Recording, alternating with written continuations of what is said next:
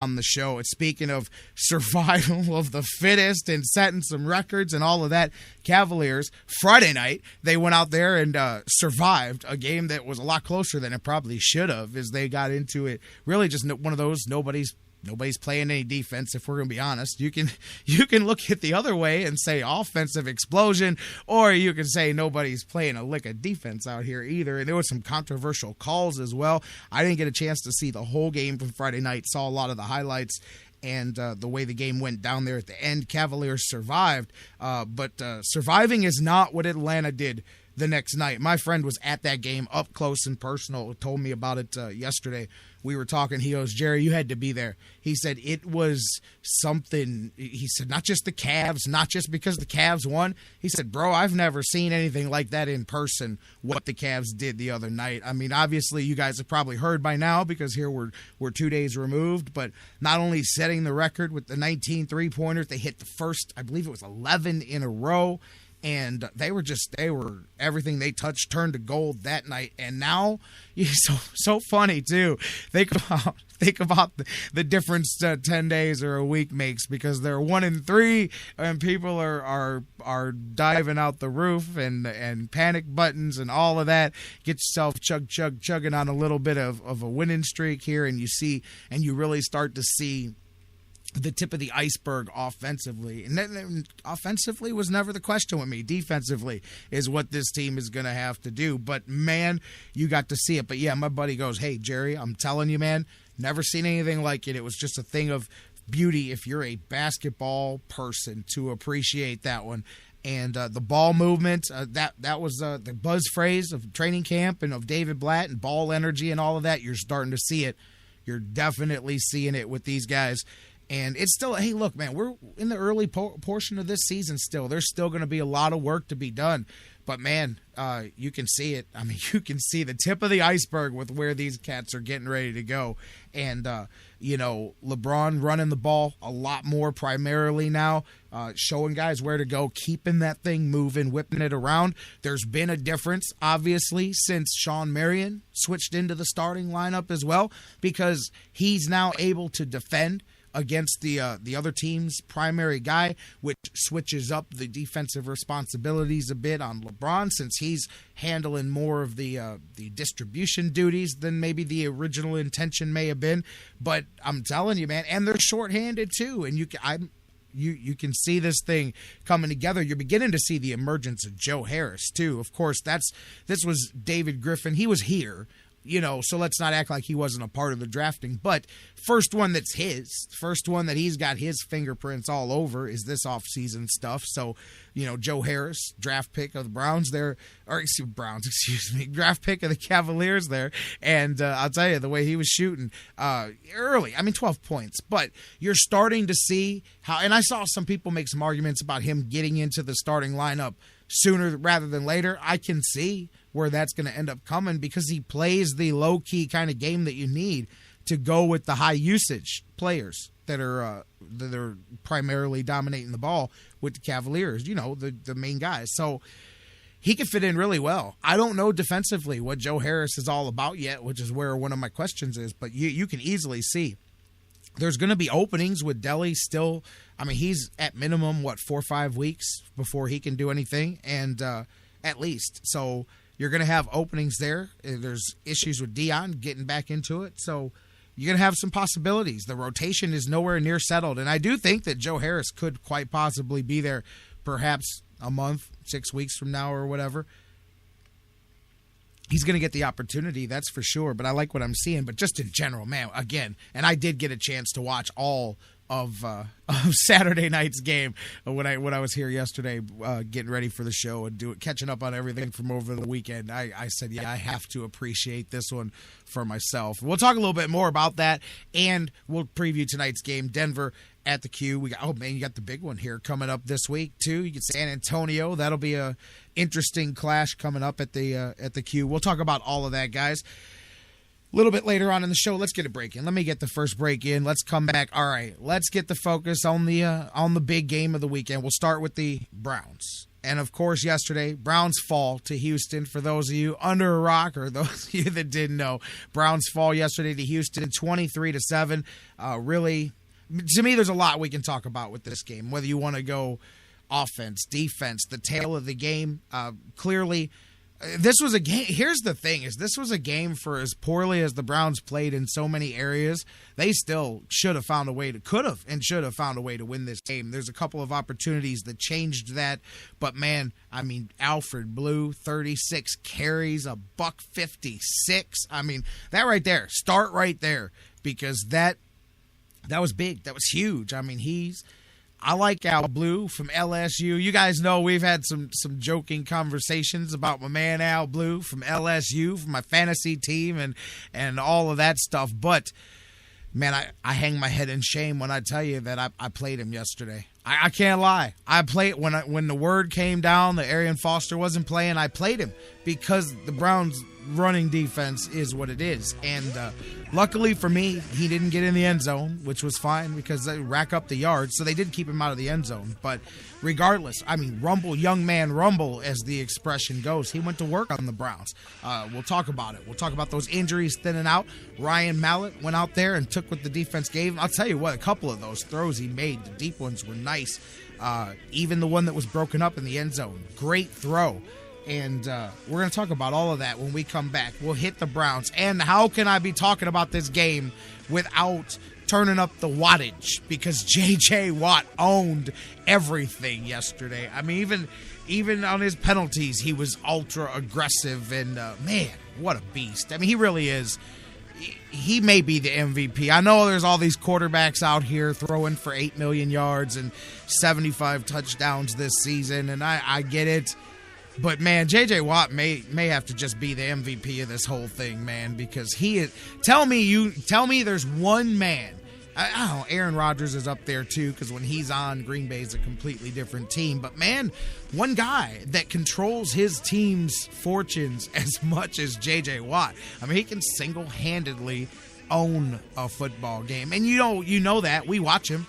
I mean, he's one of the guys I love in the NFL. But, seeing it up close, you get that secondary appreciation of the little things that he brings and just how he's there. Not in the highlights, that you may not watch every Houston Texans game, but you see all of his highlights. But it's the things he does even on the plays that aren't highlights that you're like, man, that cat's everywhere. He's all over the place.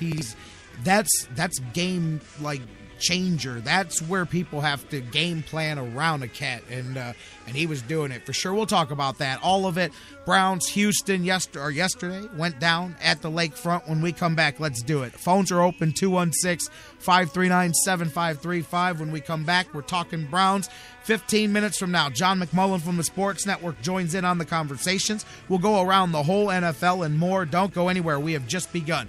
216-539-7535. Facebook.com/The Sports Fix. Tweet with us at The Sports Fix CLE. What are your thoughts on yesterday's Browns game? We're talking about it when we come back here on The Fix.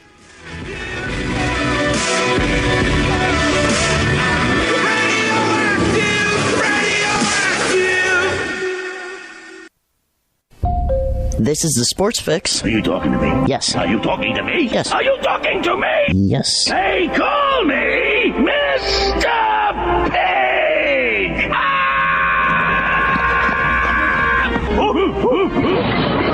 We'll call you whatever you like, as long as we can call you a fan of The Sports Fix.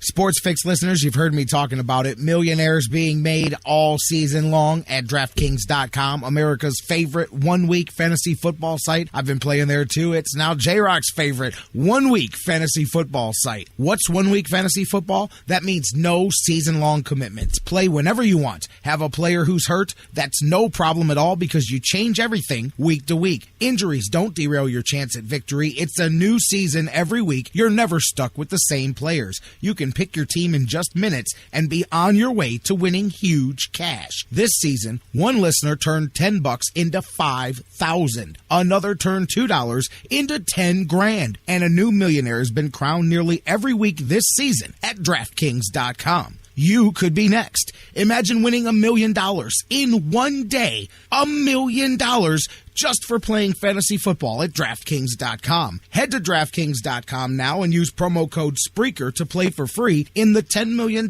Fantasy Football World Championships. DraftKings.com. Bigger events, bigger winnings, bigger millionaires. Enter Spreaker now at DraftKings.com. Sports Fix listeners, like us on Facebook today. Facebook.com/The Sports Fix. Fantasy sports lovers, you put so much time, hard work, and effort into playing week to week that it quickly stops being a fantasy and starts getting real. And when the smoke clears, you want to show off those victories with a real prize. I mean, a really real prize. Nobody does that like Fantasy Jocks. The crew over at Fantasy Jocks have beautiful, high-quality, and heavy-duty championship belts, rings, trophies, and so much more for all your fantasy sports needs. There's literally only one place to go. FantasyJocks.com.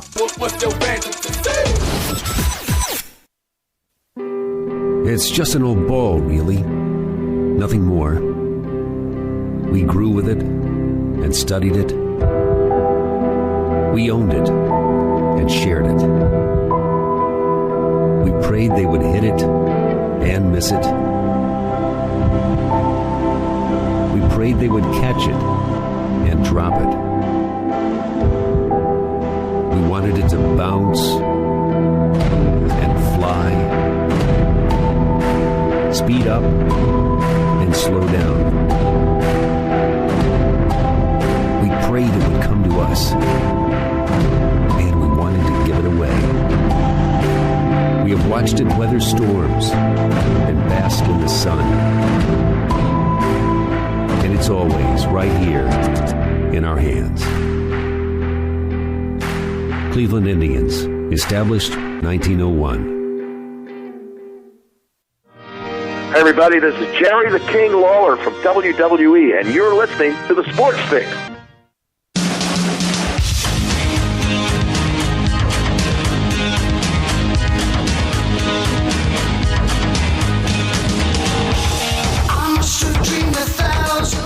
Welcome back to the Sports Fix Live here on the Sports Fix Radio Network. J-Rock back with you, rolling on. And yeah, yesterday the Browns found themselves in a land of confusion. You know what? I saw Terry Pluto writing up one of his stories on the game, and a line he used summed it up best at the end. He said, a football game is... No, I'm sorry. It was Pat McManaman that said it. I hate to discredit or, not give credit to the right person. But never was the old adage, a football game is won and lost in the trenches, more obvious than in the game yesterday that the Browns played with Houston, man. We're going to get into it here in a minute. Real quickly, I saw Bruce in the chat room. The one thing that he said that I disagree, but it fits right into what I'm starting with, so that's why I want to mention it. Hoyer did not fall down untouched 3 times yesterday. 3 times yesterday. The Houston pass rush, their front push was so quick and so strong that they shoved the defender backwards at the snap. You saw the TV replay was able to slow it down enough that they caught it, because they too thought that they were trying to figure out how he went down the way he did.